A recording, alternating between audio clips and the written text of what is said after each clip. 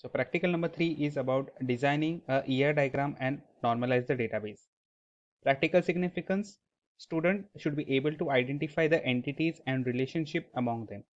The proper ER diagram should be transformed into proper tables using normalization concept to remove all the updation anomalies for ensuring data dependency.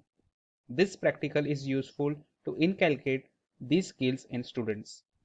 Relevant program outcomes: discipline knowledge, experiments and practice, engineering tools, communication, and lifelong learning. Competency and practical skills.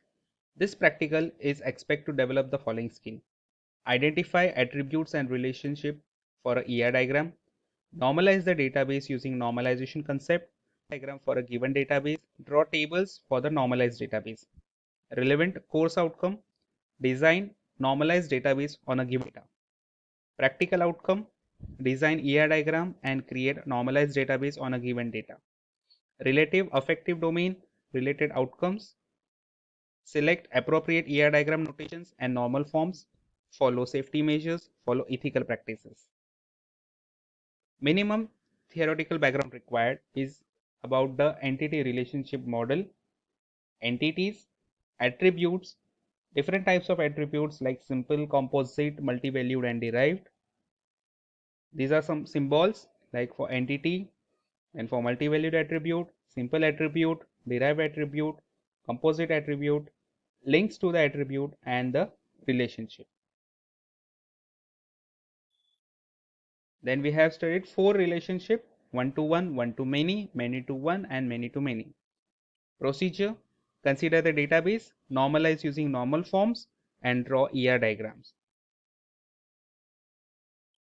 These are the specification of the resources, that is minimum required. Then precautions: all SQL statement must end with semicolon, follow safety processes, and these are the actual resources that we have used for this experiment. Now considering the ER diagram for the product order. Now we have studied this ER diagram in a theoretical lesson also. So we have here 3 entities, that is customer, order, and the product. So for to identify a customer, we have ID, name, and a type of customer. For a order, we have order number, address of the order, and the order type. For a product, we have product code, amount, category, and the description. Now to have the relation between like customer and the order, we have customer, places, and order. So places becomes your relationship, and your order includes a product, so include becomes a relationship. So this is the initial first step, that is the ER diagram for your database. Now creating a table. So when you want to create a table, the table will be for the entities. Right, we have here 3 entities, that is customer, order, and the product. So first we will create a table for these entities. So starting with the customer, so here you can see customer table where we have 3 attributes, that is ID, name, and type, same as specified in the ER diagram. Now ID is indicated here by blue, that indicates it is a primary key, that is it is used to uniquely identify this particular record. Similarly for order, we have order number, order type, and address. So these are nothing but your attributes.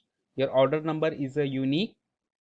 And for the product, that is product code, category, amount, and description, and your product code here is an unique. So we have these 3 tables created for different entities, but these tables cannot be related to each other because we do not have any attributes that can be used to relate these tables, but we have a relation between these 2 entities. So we have to use something which can help you relate in this table. So here we require is the foreign key. Now the foreign key is nothing but the primary key of the another table. Primary key. So now we will start with the normalizing the database. So this is what the initial table we have. So we'll try to normalize the table. So customer and order are related to each other.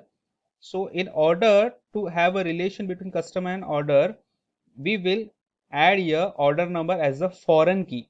Now this is foreign key to the customer, but same is the primary key to the order. Now the concept is that the values present in the order number in the customer table will be the values that are present in the order table. Now you cannot have any random value in this order number. Whatever the values specified in the customer table will be present in the order table. So only from that range you can have the value. So here your order number becomes a relation, that is a foreign key to the customer table, and it is a primary key of the order table. Similarly, order and the product. So your order number, that is your primary key here, we are adding that order number here. So it becomes foreign key. It becomes foreign key. So I can again access the data of this order table because we are related using this order number. Now remains your order table. So in this, since order is related to customer as well as the product, so the IDs of both the table, that is customer ID as well as the product code, so here it will become your foreign key. So this is how your tables will be related. So this is your primary key for that particular table, for that entity.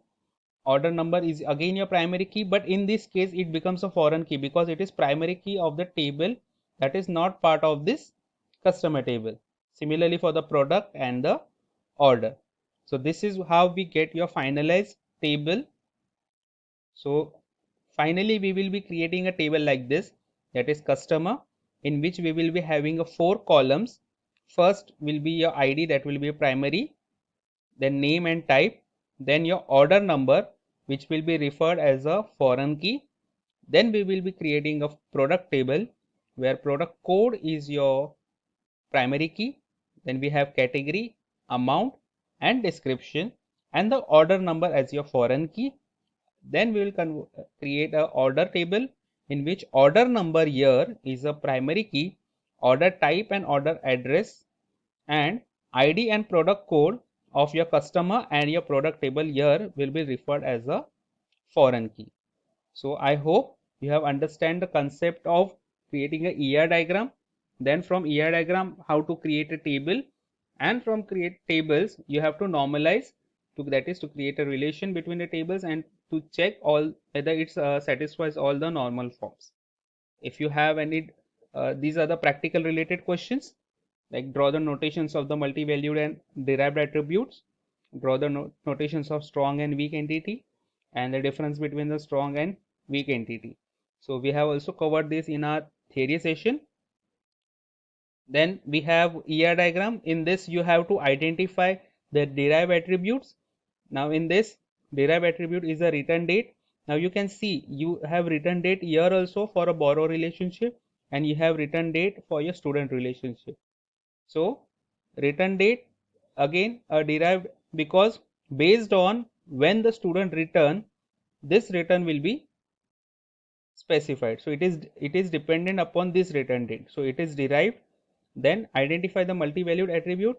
Now actually from this it has not been mentioned, but only email ID holds the way where we can have multiple email IDs. So it can be multi-valued. Then identify the primary and foreign key. Now here the IDs, that is for book ID. Similarly for publisher we have pub ID, and for the student we have student ID. So these can be referred as a primary key, and the foreign key, like for publisher book ID will be foreign key, for book student ID and the publisher ID will be foreign key, and for the student book ID will be foreign key. So these are only depends where it has been used. It can be used as a primary key and a foreign key. So I hope the concept of the creating ER diagrams and tables and normalizing the table is clear. If you have any doubts, you can contact me on these details as shown on your screen. Thank you.